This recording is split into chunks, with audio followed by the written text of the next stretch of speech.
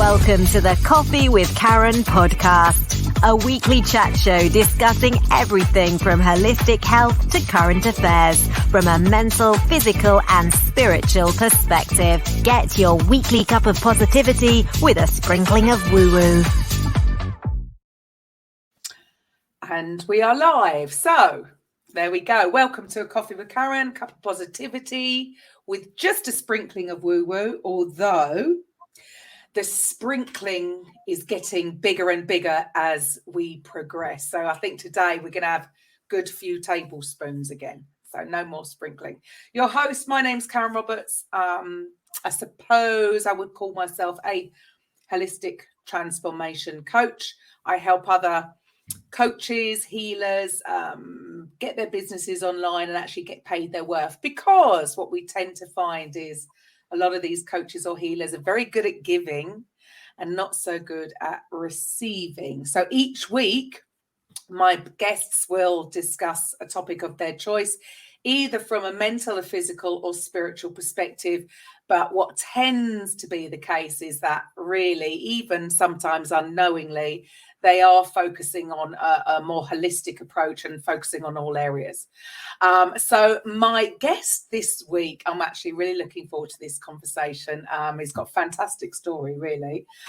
So Kevin, if you could explain or share with the listeners a little bit about who you are, what you do, and share your story, please. Kevin, only my mother calls me that when I'm in trouble. Oh, sorry, Kev. Am I in trouble? No, not yet. Not yet. Might be after this, yeah. Not yet. Yeah, so I'm Kev Bailey. I was working under the banner of Connective Therapies, and now it's the Uncommon Heartfelt Touch, because I feel that more describes what I do at the moment and apparently what I may be doing in the future, because I keep being told by mediumistic friends and others that everything's going to be changing and going up a gear. So it'll be getting even more woo-woo. Fantastic. Love that. Yeah, when? I think a lot of people are waiting. Wow. But share with everybody how this all came about, where you started. All right. Okay. So let's go all the way back 60 years into my childhood, where I was probably quite spiritual, but obviously didn't realize it. I used to love being out in nature. I'm one of these people that can go up to most animals, even vicious dogs, and stroke them without any issues and things like that. But unfortunately, I got bullied at school in England. And then my parents decided to emigrate to South Africa, and I got bullied at school there as well. And also in the block of flats we lived by another English lad that was living there with us. So my parents eventually decided to come back to England because they couldn't handle the violence and stuff that was going on, because it was apartheid years in South Africa when we were there. And my father, in his wisdom, decided to enroll me in an all-boys school. And I thought, I'm not going to get bullied here. So I became the school nutter. So I wasn't necessarily fighting and things like that. That wasn't my MO. But the school kindly taught us how to make chlorine gas in the chemistry lab. So on a Friday afternoon, the lads would have a whip round and I'd sneak up into the chemistry lab and make chlorine gas, but I would leave the fume-covered door open and all the doors in the school, so the school filled with chlorine gas. And lo and behold, we had to go home early. Or I'd sneak up there and pour a whole bottle of potassium or sodium down the sink. And if you don't know, it catches light when it hits water. And so they would have to call the fire brigade out. And again, close the school, so we'd all have to go home early on a Friday. Oh. So my father was always called down to school. The punishments got harsher and harsher. So first of all, it was just a slap across the backside, and then it was the belt, and then it was a cane, and then I used to get punched every now and again. He was an ex-military policeman. His father had treated him the same, so he didn't really know any better. However, I continued to rebel against him, and I got that bad. I was actually hanging around with biker gangs in Plymouth and all sorts, and I went the full whole hog until one day my father and he was punishing me. He was hitting me in the stomach and dropping me and then picking me back up by the ear and dropping me. And he went to do it a third time and I hit him. And I knocked him across the kitchen and he went, "Oh, okay, he's getting a bit big now." And I went, "Wow, I never realised I could do that." But then about 6 months later, he asked me to move home. So I moved back up to London. I moved in with my gran, who happened to have some mental health issues that we found out after she'd passed. But I couldn't handle staying with her because I'd got to know a Sikh guy who I was working with, who used to come around the house. And while he was there, he was the nicest bloke in the world. But once he'd gone, my gran used to call him all sorts of not very nice things. So anyway, I left and he said, "Why don't I go and move in with him?" So I did. I moved in with a Sikh family for probably about a year and a half. Started off with his mother and then moved in with his sister and her husband until I joined the army. I don't know why I joined the army. I'm an Aquarian. I don't like rules and regulations, but hey, here we go. And so I joined the REMI for 12 and a half years, sorry. And in that term, I learnt a trade, but also the army channeled all this aggression and whatever you want to call it that I was getting into a positive way. People, if they do remember the program Soldier, well, I was Tucker. I was the one that was always in trouble when doing things in the army and getting up to all these pranks and stuff like that. So the army was probably quite glad after 12 and a half years when I left. I left because I wasn't very fit towards the end of my army career. I'd spent 7 years in Germany and drinking like a goldfish and smoking like a train, and because it was all cheap over there. And then I got posted back to the paratroopers in Aldershot, who happened to be one of the fittest regiments in the British Army, meeting one of the unfittest soldiers in the British Army. So I volunteered for Northern Ireland so we could part company. I'd done 2 years in Northern Ireland, and then I found out that the paras were coming back to Northern Ireland since the first time since Bloody Sunday. And so I thought, I can't handle these again. So I signed off and got out. Right. Within about 6 months of getting out, I took up martial arts. I became super fit. I was doing martial arts nearly every day of the week, started teaching it, etc., etc. And I was working for a packaging company just outside London, who promoted me and moved me to a new branch that they'd opened in the Midlands. Unfortunately, that didn't quite work out, so we parted company. I then ran a pub, and it was during the time I was running the pub that my father and I had repaired our relationship, and we started to get on very good terms. And then he decided to pop his clogs and go home. So he didn't realize it, but he had heart issues, which gave him septicemia, and he kept collapsing in pain with a bad back. And eventually we had to turn off the life support machine. Oh. So that made me really, really angry that we just repaired our relationship and then he's gone and exited stage right. So I was also running a pub at the time and trying to keep the Pound Your Nose Brigade out and the Village Idiots, which was also winding me up and making me angry. So I had a conversation. Well, no, I started off with a book review, and it was Lorna Burns' Angels in Your Hair. So normally I wouldn't read book reviews, and I certainly wouldn't read one about angels. But anyway, I asked my ex-wife to go and get me it as she was going into town. She thought I'd fallen down the stairs and banged my head, but hey. So I didn't. I read it, and it got me quite emotional. There was some quite poignant things that she'd written. And then I had a conversation with somebody in my pub about the book, and she said, "Oh, I know a bloke that can come down and sort you out." So a medium called Shane Darby came down to do a rescue job on me. And while the pub was shut, we were sat in a back room, and there was me, my dead dad, and Shane, and we were all blubbering because we could all feel the emotions and knew what was being said and stuff like that. he was a bit too far away to go to his meditation classes, because I'd learned a little bit about meditation doing martial arts. So I then had another conversation in the pub with somebody else who says, oh, my mate goes to a place down the road. So I went to a lady called Sally Wathen's meditation nights. And after about the third or the fourth thing, me being a total skeptic and disbeliever, started to see and feel things. And I went, ooh, there is a little bit more to life than you think. Yeah, you've been a bit of a prat. So I continued to do the meditation nights, but she also taught spiritual healing, kinesiology, and crystal healing. So I spent about 6 years training with her. And I also went to the Corinthian church to get a bit more hands-on experience of spiritual healing.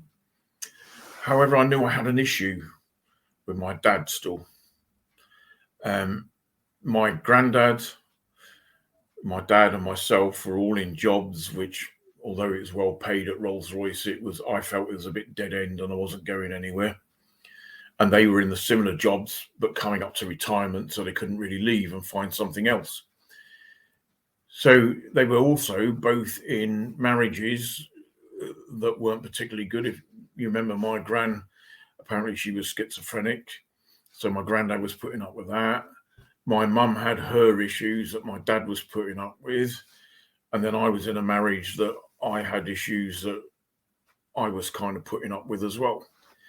And so I got recommended to go and see a lady called Jeannie Rogers near Banbury, who's a shamanic healer. So I went, and when I got there, she picked up on my heart issues, because both my dad and my granddad died of heart issues. And so it felt like she had a 12-inch red hot knitting needle and she was shoving it through my heart for about 5 minutes. And it was absolute agony. But after that, the heart cleared. Wow. She then done 3 soul retrievals on me, one to a young girl I had when I first joined the army, a girlfriend. One of my dad, he had a part of my soul and I had a part of his, and we had to swap it. And then there was one swimming out to sea at the time, and that was my marriage breaking up. So anyway, she brought those back, and then I said I wanted to break the chain of the granddad, dad, and then me going the same way. So she made me journey to the Hall of Akashic Records, where I met this guy, Jesus looking, with all the beard and the robes, and he brought a parchment and I signed it, he signed it, and I gave him a pearl as payment, on the proviso that when I came back to reality, I would give a pearl. So a couple of months later, I went down the local river and I'd done a bit of a ceremony and I chucked a pearl in the river. And then as I was driving home, I got about halfway home and I got pushed in my third eye right back into my car seat. And I went, what the? And then I realized, because I don't do subtle, that they're giving me the message that I've just fulfilled my side of the bargain, so they're going to fulfill theirs. And so I still had the heart issue. I had a bypass 2 years ago, but it didn't kill me. Right. So now I can carry on to do whatever it is I've got to do. I've had another health scare recently with a bit of pneumonia and pleurisy, thanks to our friend COVID. But I also, the emotion behind that was still linked to the heart stuff and the fact that I hadn't let the emotion go. So with the two of them together, I had to really sit down and have a look at my emotional crap and go through it and learn why I've manifested the health issues that I have. And I hope I've learned the lesson, because I don't want another one. I don't want another hospital trip. No. So I can move on. So basically, That's my story.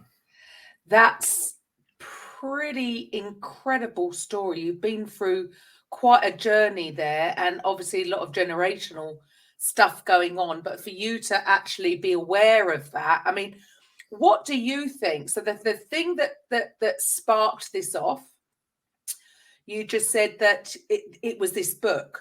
What Yes. Can you remember? What triggered? What made you even want to purchase? What was it that got you interested? I really don't know, but I'm sure it was spirit giving me a slap round the ear hole and saying, oi, read that, Well, I was going to say something like you say, you weren't interested in that kind of thing. You've gone into the army, you've done this, Yeah. that, and the other. I mean, I know martial arts, there's a yin and a yang, so they can be a little bit spiritual, but not always. So Indeed. going from, and running a pub, that's not your normal, if there ever is a normal, but it's not the usual way into this arena. So for you to go through all of that, know that you've got to do some healing yourself, which is all linked to what you've gone through as a family, and then to really go. I mean, it's not just everybody that goes here, starts looking at the Akashic records. For starters, for the listeners out there who are going, what on earth is that? So we might have sort of jumped a few hurdles here. Yeah. So can you explain to the listeners, number one, let's talk about just spiritual healing for a moment. How would you explain that to people if they haven't really come across this? Because we're going into quite a bit of the woo-woo side of things. Okay, so when I did go to Jeannie Rogers, I ended up becoming her unofficial apprentice as a shamanic healer. I used to invite her up to do, because I'd already started to do kinesiology and stuff part-time. So I used to start inviting her up to help me with my harder clients. So I did her shamanic course, and then I would be in the room with her and help her and assist her to do things that she may need to do on a client, like remove entities and things like that. So it was quite interesting. So I don't call myself a shaman, but I do use shamanic techniques to help people heal. But coming back to your main point, the Akashic Records is a library of everything that has ever happened in the world over the whole of its history. And it's recorded there. It's in, I don't know what you want to call it, another dimension, maybe. It's a place that if you can raise your vibration, you can go and visit yourself and get information and things like that. If you can't, then maybe you need to go and visit somebody who is able to have that gift and go and do it for you. Mm-hmm. Spiritual healing, Reiki, whatever you want to call it, is all about using universal energies. And I've just read a book recently where this lady's been channeling Jesus, and Jesus calls it the adamantine particle, and that you can tap into that energy. And as a healer, I think what it is, we transform the energy, because otherwise it'd be too powerful to put into the client. And so then we transfer it to the client in the transformed way so that the client can benefit from it. I've been told that I can nip bone, change DNA and clean blood. I've been told that. I couldn't tell you for certain whether that's what I do or not, but I think what it means by I don't change DNA, I rather change RNA, which is the messenger DNA. Yeah. So if your body has been given a garbled message about what it wants to repair and how it wants to repair it, and it's then sending the RNA to that place to do the repair, I correct the message. So when it gets there, it does what it's supposed to do. Yeah. Wow. So that's basically what I'm doing there. I used to think that there was, when I started to heal, an entity was coming into me to help me to heal, but I've since been educated that what they're doing, because I kind of get pulled back initially, and it's like they're putting the energy into my body and charging me up like an electrical capacitor. And then when I reach the level I'm supposed to be at, they release me, and then I can move forward, and I put my hands on the client and start to transfer the energy. Right. So you really are a channel. Really, Yeah. You're a channel. I mean, I do totally believe that everybody has the capacity to heal themselves, but they are not aware of how to. So Yes. someone like you coming along, and yes, it's working with and through you, right? Yes. Yeah. The image is working with and through you. So I couple the energy healing with crystals. I have a crystal grid under my therapy couch. I put some smoky quartz crystals that are about the size of house bricks because I'm not very subtle. I'm a bloke after all. They go between their ankles to help take negative energies away. But then I normally ask people their journeys to find out what trauma and stuff that they've been through. And then in a shamanic way, in a safe environment, I take them back to go and revisit it and take their power back from people. And then they get to say whatever it is they really wanted to say and all the things that they didn't say. And when I ask them to do that, they do it in their head because it's none of my business. Right. And that way as well, they don't hold back on what it is they're saying. And if it's somebody who's done something really nasty to them, I shall probably give them an etheric baseball bat as well. So they could give them a good hiding because it's all about letting that anger go. Yes. And then I ask them to forgive them. And they're not forgiving them for the assailant's sake, but for theirs. Mm-hmm. And then forgive themselves for because they might have picked the dodgy husband that knocked them about, or they might have agreed to do X, Y, Z that put them in a dodgy predicament. Yeah. So it's all about that. And sometimes people are also, they're carrying guilt forward because they didn't warn others about the perpetrator and then somebody else got attacked by them or something like that. So Right. all of these people, everything's different and there's no judgment. I believe before we come here, we sign a soul contract. And so we agree to invite people into our life to help us experience whatever it is our soul needs to learn to grow. And so enter stage left, your rapist, your abuser, or whatever they might be, the event happens and then they exit stage right. And you're left this blubbery mess in the middle because you've forgotten what you've agreed to with your guides and guardian angels and your higher self. Yeah. And it's all about then trying to step back from the drama to realize the lesson. And once you do that and you've recognized what it was that you wanted to learn in the first place, technically it should all go away. And so should any associated illness with it. Right. So, for instance, recently I done a lady who has been in pain for about 20 years with fibro or ME or whatever it is that they want to label it. Mm-hmm. She was abused as a child. And then a nephew of hers got abused by the same person. And the guilt of her not saying anything and therefore subjecting the nephew to the similar experience had eaten her up and caused most of her pain. And then a niece had a child and she felt then that she needed to go and warn her about this family member. Right. And then she came to see me. And when we done all the work, it wasn't so much what she'd actually experienced and been through. It was that guilt of not doing that warning. And when she released it, about 2 days later, she rang the lady who organizes my day for me. And she said most of her pain had gone. Wow. So it was like she'd been in the gym holding this heavy barbell for 20 years. Yeah. And she finally put it down. Right. And her body probably at first got a wobble on because it's been so used to holding it. But then when she realized and put it down and processed it, she started to release her pain. And she's been back to see me since. So we've had to do some more pain release and healing on the last little bit that's left. Right.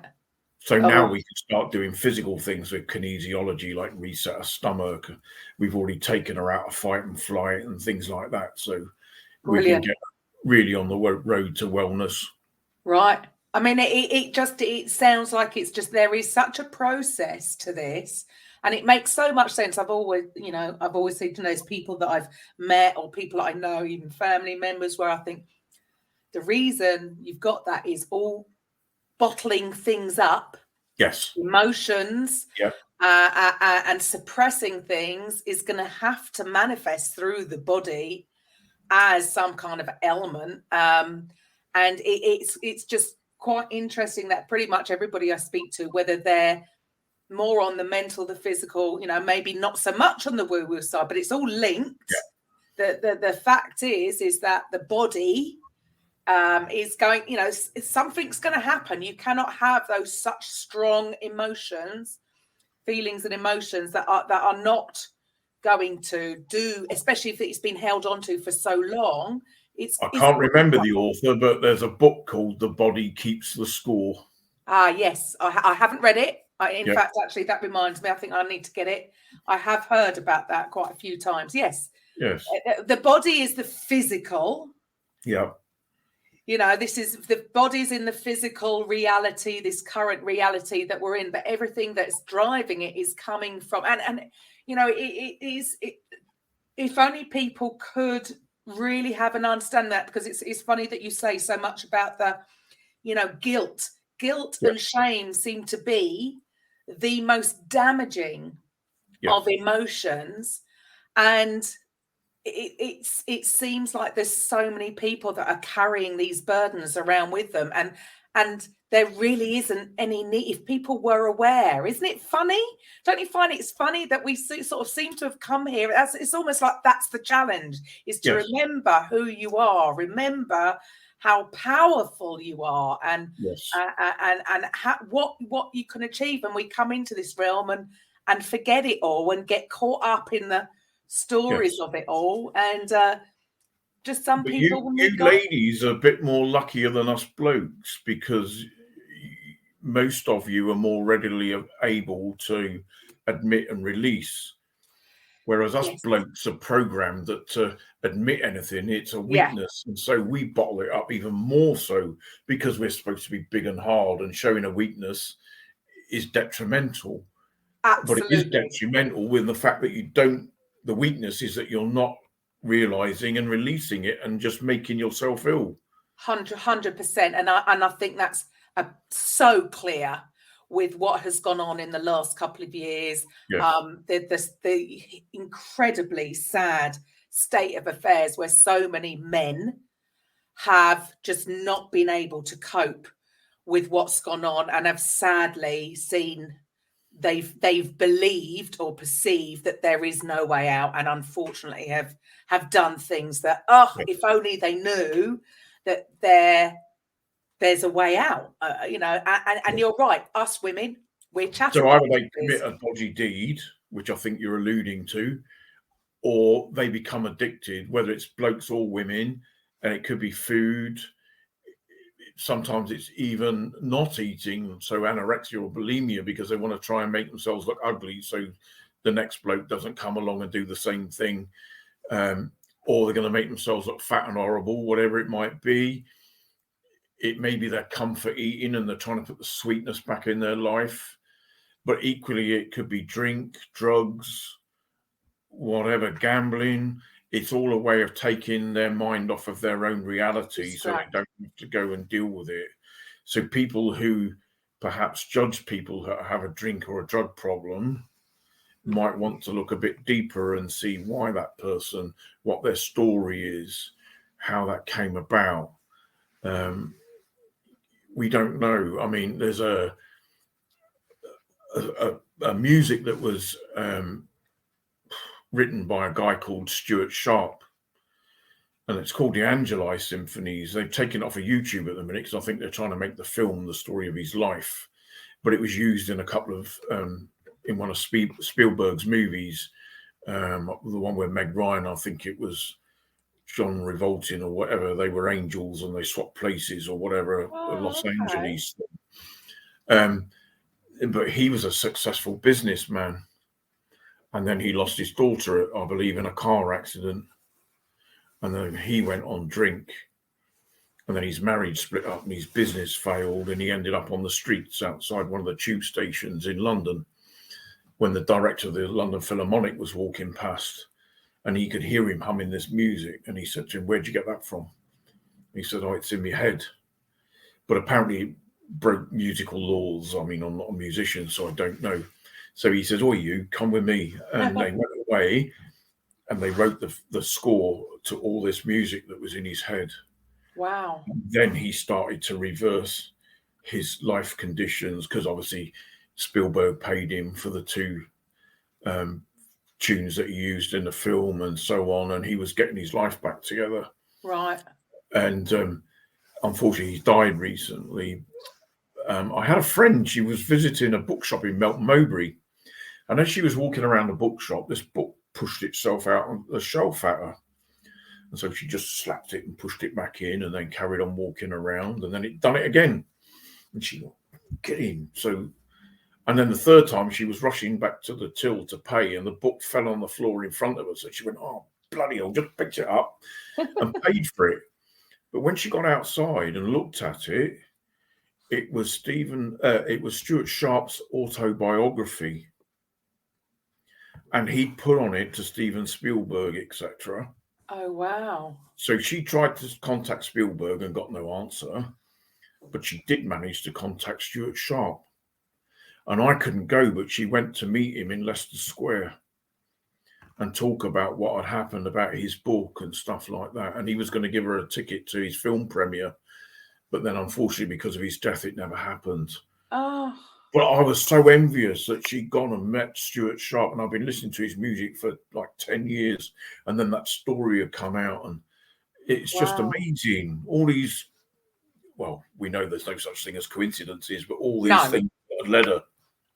And there you go, like how you were led to that book. You know, these are the things that I find so fascinating, because when we look back, you know, if I look back at, you know, at life in general, more often than not, it's just the things that have come out of nowhere that have had a huge impact. Not necessarily to think that the things that we think we have control. Does that make any sense? It's always the things when you're in the flow, and things happen. Like you said, conversations, like you said earlier, a conversation with someone in the pub led you to the guy that came. You know, they never seem to come through us trying to almost force things to happen. It's always some random conversation here or there, or seen a book or something like that, and that's the universe working with and I've just through kind us. of written a blog about that, about will and intent. And where you may force a will on somebody else or yourself because you think you want to achieve that, or maybe your parents are trying to make you be a solicitor or a doctor or something like that, and so you're following their will, but it's making you unhappy. Whereas if you sit back and put your intent out there, but don't actually force and will anything, because what you think you need and what the universe knows you need knows better, two different things. Yes. So if you just put the intent out there, and if it fits in with your soul contract and universal laws, no doubt it will happen. It may not happen as quickly as you wish it will, or in the way that you think it was going to happen, but it does happen. I mean, I've always fancied having a crow as a pet. And then I went and visited a friend who had a jackdaw that had fallen out of the nest before it fledged. And so he was feeding it, and it became silly tame. And there's a picture of it sat on my head. And then when I was working at Rolls-Royce one night, there was a crow that's obviously it's time to pass, but the other crows were having a go at it. So I just picked it up, and I was wandering around Rolls-Royce factory with this crow on my shoulder, all shift. And then when I went home, I just put the crow in a safe place, and then obviously it passed. But it saved it, I suppose. I know nature, they were probably cleaning up because they're carrion eaters anyway, but at least it had a quiet death instead of a violent one. Right. So, but I got my wish both times. I've not had a pet crow, but it was as close as the universe was going to give me. Right. And then recently, lots of people have been telling me, you need to connect with Merlin magic. And I went, yeah, all right, well, what's that then? And then I was driving up the M1 once, and for my son, and this lorry moved over, and there's this big white van with Merlin magic written all over the side of it. And I went, all right, okay, yeah, I don't do subtle, so yeah, I'm getting you in. And then recently there was a gentleman, I can only pronounce his first name because he's had to change it to an Icelandic name for whatever reason. But so his name's Ivor, and he was doing a talk on Merlin magic in Nottingham. So along I went, listened to his talk. Apparently he's ex-forces. He's an ex-para. Oh dear. Right, another one. But I'm going to go and visit him soon because he's obviously a druid priest, but he's also a medium and stuff as well. And I'm hoping that he can shed some enlightenment on the next phase of my story and where I'm supposed to be going with this Merlin magic and stuff. So, watch this space. It's just absolutely magic. The things that have happened recently, I think because of my illnesses and stuff, it's all about compression. Yeah, and it's making you look at yourself and have to go inward and things like that. And then because I've done that and a few other circumstances recently, all of a sudden it's expansion. So things are moving fast. Yeah, and I'm starting to learn new things. My healing's changing already and stuff like that. And it's just absolutely amazing. And that's because you've taken the time out to do the inner work. Yes. Oh. We have to, and I have to go to other people to help me. Like I went to Jeannie Rogers that time, and I've been to a lady called Stacey Keast, who's another shamanic healer, and she's had to do things to help me to release my past so I can move forward. Right. But some of the things that these people tell me I have been doing in my past is amazing. Going back to Atlantis and things like that, and I'm going, really? Okay, yeah, but I don't believe in. So do you know how many past lives you've had? How many experiences? Apparently I've been around quite a bit, and I've had, probably, I don't know, a couple of hundred or something like that. Right. You're supposed to be able to tell if you fold your, I don't know if you can see it, but you fold your thumb into your hands and all the creases down the line of your thumb are all the past lives you've had. Oh. So you've been around a bit as well then, have you? Why do you say that? Why do you say that, Kev? Why do you say that? Where did that come from? I have been told that, yes, I've been there a few times before. Because it's funny, there's a few people in my life that I've been told I've had a life with back in Atlantis, and we were healers back then, and we'd done this, that, and the other and stuff. So, again, unfortunately, up until now, I can't connect like that. I can connect when I'm healing. I get messages about how to heal people, but I'd love to be able to connect, and maybe this is my next stage, to get higher knowledge and things like that, and to remember what I can do and how I can do it. Because it was like my mum, she's recently passed. However, when she was here, she was confined to a chair or a bed and in a nursing home. But I used to go down, and because she was still compos mentis, and say, "Mother, do you want a healing?" She would say, "You think you're bloody Jesus, you are, but you ain't, And I'd say, "Well, you don't want a healing then, Mother?" And she said, "Yeah, go on then." And then the last time I went down, her hands are really painful with arthritis, and I used a couple of crystals and got her to put her hands on top of them. And then when I said, "Right, Mother, it's switched off now, we're finished," she nicked the crystals and wouldn't give them back. So she did know what was going on. But since she's passed, I've had a few messages now from mediums, and she's come back and saying, "You don't know the half of what you can do." You know what I mean? And I'm going, "Well, you want to elaborate on that, Mother, and tell me," but they're not allowed, are they? You've got to find out for yourself. So brilliant. Yeah. Oh, love that. Love that. Well, I mean, and that's what it just seems to be. That's our thing, is to figure it out ourselves. And the only way we can do that is by going inwards. And I mean, I find it so, the whole thing, it totally intrigues me. Look, I come from a very physical side of, my whole life, adult life, was in the, all to do with physical fitness and healing on a physical side of things, sports therapy. There was no woo-woo involved. I'm sure there was naturally, intuitively. I could always sense, I knew exactly where the pain was, whether it was because I was doing it for so long or I was starting to sort of tune in. But I just find it just so, the missing link, I mean, I joke about even this whole show calling it, and it's just a sprinkling of woo-woo, whereas the reality is that it is a woo-woo, but we've just become so separated from it all when we're only focusing on the physical. And that seems to be the sad thing with, and I don't want to upset anybody with religion or anything, but it seems like that there has been this missing part. That I do think that the powers that be have interfered with our free will to program us to be separate and divisive, whether it's race, religion, creed, whatever it might be. And now they're using gender. If you look at new housing estates, it's all drive on, drive off, and you perhaps only talk to your neighbours and nobody else. Whereas in the old days, it used to be community and everybody knew everybody, sometimes to your detriment. But however, if you were in trouble, most of the community used to help you. Yeah. And so that's what they're separating doing. The elderly from the children. Yeah. Everything is all. And I even think that's why they're closing pubs, because they don't want you in there plotting the next revolution. You know what I mean? So there's.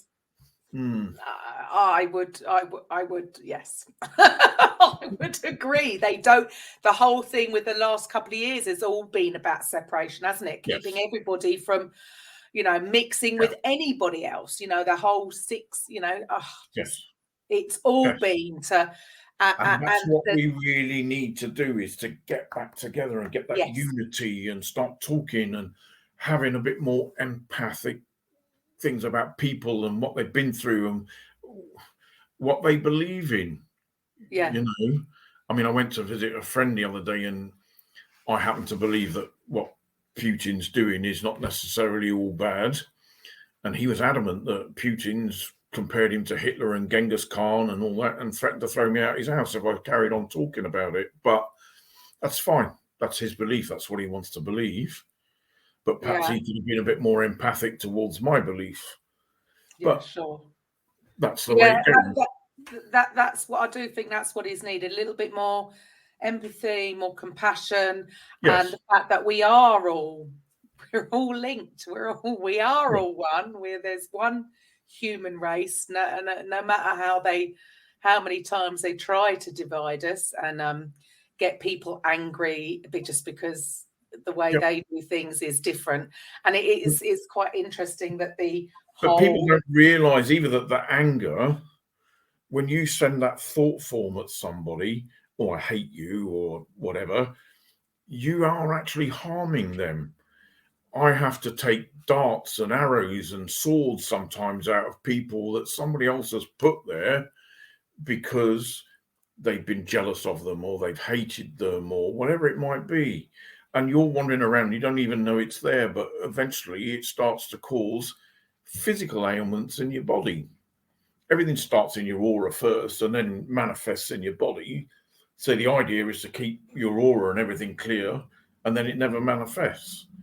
But unfortunately, there's people going out and doing this. And I've just written about this as well, where the pagan saying is, do as you will, but harm none. But you really have to think about that harm none. And some of these people that are doing spells and things on other people, you're interfering with people's free will. And I do think that that's going against natural law. And at some point, karma's going to catch up with you and it's going to come back to you. And why do you want to go around hurting everybody anyway? Why not go around helping people and trying to get them to understand what it is that you feel that they're upsetting you about or something like that? Maybe go and sow seeds in conversations. What if you thought of doing it this way, do you not think that might be better or something like that? And then just leave it and let them go away and think about it and then see if they can work it out for themselves. And there you go. Your job is not to do their journey for them, but is to help perhaps guide them onto the right path so they can go and do it themselves. Guide, and that really is the thing. I think it is. It just seems a shame that we haven't been taught this stuff, throughout Yeah. school. And again, we'll go Well, back to definitely in school, we should be doing all of this. yeah. But it's the programming, isn't it? They don't want us to know. Again, it's all down to the conditioning. Yes. So that they've because what an amazing place. I mean, in one generation, the kids grew up, and I do think there are some good coming out of this where, I've been speaking to some previous guests where they're setting up, like homeschooling, but now they're Yes. starting to set up more community schooling where they are teaching meditation, they are teaching mindfulness to the kids. So imagine what an amazing place this would be in one generation. If the children were. They don't even teach you life skills though at school, do they? How to open a bank account, how to do this, how to do that. No offense to historians, but remembering what king reigned from what to what, as far as I'm concerned, unless you're interested, is boring. Is irrelevant. And if it's even a bank account, etc. Yeah. And if the history is correct, the way we've been taught it, because even there is that as well. Yeah. that's for another show. That's a completely other story. It's quite funny because I've had an experience with my grandson recently that when he was about 2, he got ill and he was moaning and crying and all that sort of thing. So without his parents looking, I picked him up and started zapping him. And then he started chuckling and smiling and that. And his mum noticed and she said, "Oh, you're doing your weird stuff on him, aren't you?" And I said, "Yeah."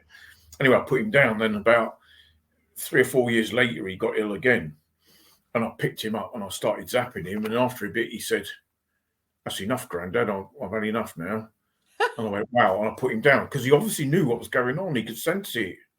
Wow. And so he realised, and there's loads of kids like that. And even some of these autistic kids and whatever other challenges they've got, I think they're wired up for 5D and they're having to start in 3D and they can't relate. Right. But when 5D kicks in, they're going to be well away. And most of them have got gifts anyway. Well, they have been called, don't they call them the rainbow children? The children that that's are right. here now. I know a group of, the young 20-year-olds, if you like, and they've all got different challenges in some way. And separately, they struggle. But they've all decided to move into this flat together and they become a unit and one helps the other in whatever gifts they've got. Wow. And so it's a bit like the program Misfits, where they've all got different things, but they come together and they work as a unit. Yeah. So I've always wanted to go there and put misfit mansions outside their block of flats, but not for a derogatory term, but because they all come together and they're helping each other, and it's just absolutely amazing. So how lovely, yeah. How amazing. So I mean, what are your thoughts then on? I mean, I'm sure we've got some challenges, but I still don't have this feeling of doom and gloom. I mean, I know we've talked before, and I mean, I don't have a TV, so I'm probably the last to hear about what's going on anyway, because you can't avoid it. No. So I probably do live in a bit of a bubble.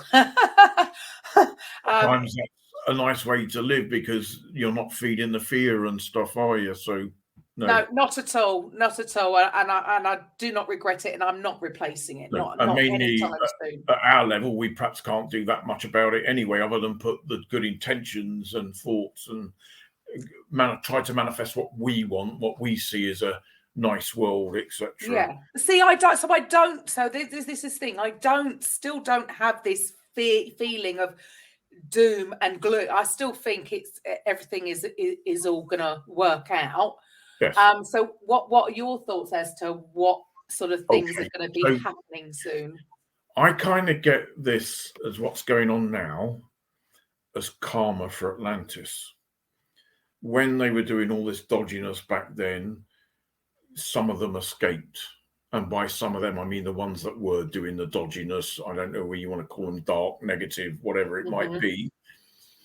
And so they escaped. So this is karma for Atlantis. And this is now all about, we have to address all that negativity and corruption and everything else that's been created. And it goes so deep, it's unbelievable. So for me, I have a knowing that all the old systems are going to collapse. and both sides want them to collapse, the bad guys so they can control us, and the good guys so that they can wipe out all the corruption. Mm-hmm. I have total faith that the good guys are going to come out on top. And so when they do, then everything is going to be hopefully utopia. It's like a pendulum. It's swung all that way negative, Yes. and now it's got to come back, and back. it'll probably swing too far positive over 2,000 years, and it's got to come back again, but hopefully not as high, and it will keep doing that because you've got to have duality to be on Earth to learn lessons. So yeah, so I think it is a good idea. I like to keep abreast of what I believe may be going on so that I can look after me. So if I think there's food shortages, I'll go and buy some extra tins of food. Right. If I think the banks are going to nick me money, I won't put any money in the bank, just enough to cover my bills and stuff. Right. If I think money's going to be worthless soon, I might go and buy a few silver coins or something like that. So, but I'm not feeding the fear. I'm just realizing and being sensible that I need to put things in place so that personally I can get through this. And I might try and look after my own, but my own at the moment think I'm an absolute nutter and should be in a mental institution somewhere because my kids don't believe any of this, you know. Although my daughter, as you didn't when no, you were indeed, and I don't judge, but I got to work on my daughter recently. She had some issues with her hormones, and the end of every month when she was having a woman's time, she was getting really ill. So I got her on my couch and I zapped her. Zapped her, I love that. I didn't know, but she'd been on a pill to stop her having her periods for about 2 years. Oh. And I overrode it. And I made her come on. And so the following week, she rang me up and she called me all the names under the sun. And I was lucky, apparently, because the week after that, she would have been on holiday and wouldn't have taken the necessary equipment to sort herself out. So but I reset her hormones. And then since then, things in her life have calmed down and she's not getting ill at the end of every month. There you go. And I get ladies come to me and say, I'm going through the change. And they may be 50-ish. And I look at them and go, maybe you are. But I bet you, because of all the trauma you've been through, you've upset your hormones. And let's see if we can rebalance them. And then we'll see if you're going through the change or not. And some still are, but they don't go through it as bad. And others, it isn't their time. And they reset their hormones and their body goes back to factory settings and it all goes away. There you go. The body heals itself. So it sounds like you're really there to help people face that. I mean, I get it. Our human response is to run away from pain. We want to avoid pain. That's a natural human instinct. Yeah. However, sometimes, and not to dwell. So there's two sides of the coin, isn't there? You know, I don't agree with the talk therapy stuff and going on about it and keeping people in that. I can't see how that is healing. However, to be able to face it and heal it and go inwards to release it makes far more sense to me. So it sounds like that's what you're really doing. And so for any of the listeners out there, it's stuff that it's not about talking and telling Kev exactly what's going on. It's about you doing it yourself. Would I be right in that assumption? Yes, definitely. And when I get soul retrievals and power retrievals and things like that, I get you to do your own because I feel it's even more powerful that you're taking your power back off of your assailant or whoever it might be.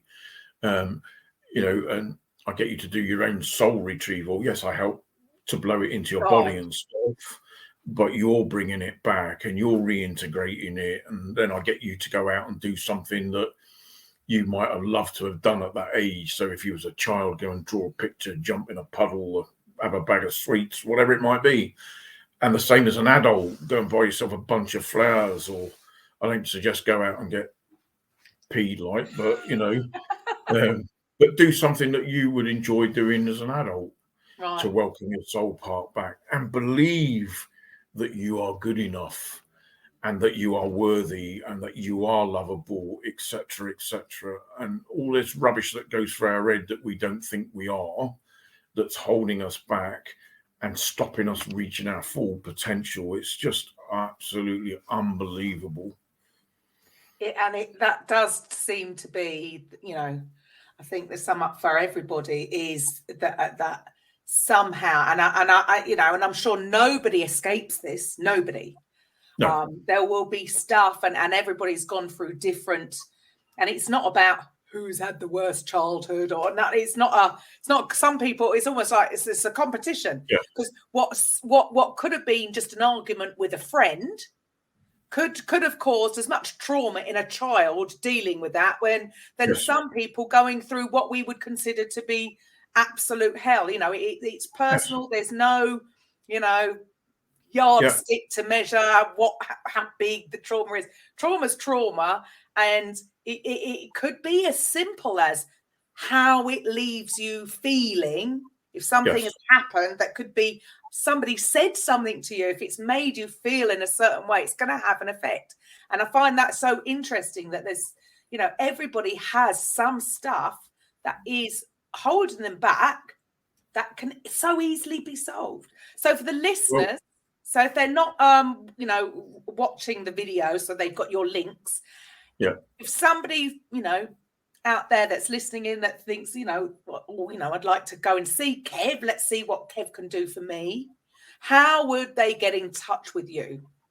The best way is through the website. So www.theuncommonheartfelttouch.com.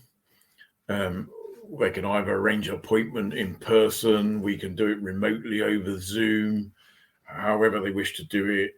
I also have a circuit of venues: Leicester, Birmingham, Nottingham, sometimes London and Manchester, and I'm just about hopefully to start one in Sheffield.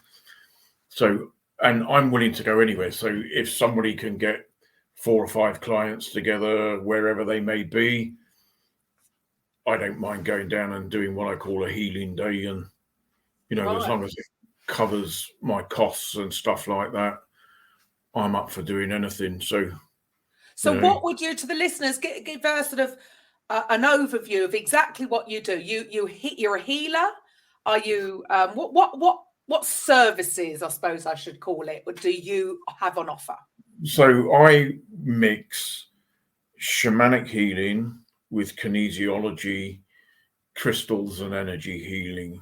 So when I'm doing the emotional stuff, I would put you in a state of weakness using kinesiology. At the end of it, I would test you for Bach flower remedies using it, because they help your emotions or to overcome your emotions. But I take you through shamanic scenarios with people. And then the last part is then, once we've taken all that negativity out, we have to replace it with positivity. So that's the healing part of it. And then, like I say, I test you for Bach flower remedies. And then we'll see if there is something else that we may need to do, because some people have got autoimmune conditions and things, their central meridian would be out. So I would put that back in. And then once they've gone away and processed that, which normally takes 2 to 2+ hours, I get them to come back, and then we start to do physical fixes with kinesiology. So there are 17 muscle tests I would do. And depending on the results of those tests, your body tells me what it wants to fix and in what order it wants to fix it.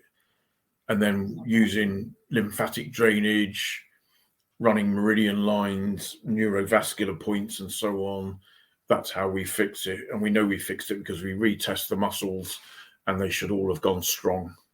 Wow. So you really are focusing on the mental, the physical, spiritual. And that is a real complete holistic way of healing. Love it. So it's and not also just with kinesiology, we can do vitamin and mineral deficiencies, food allergies, all that sort of thing as well. So just to complete the picture.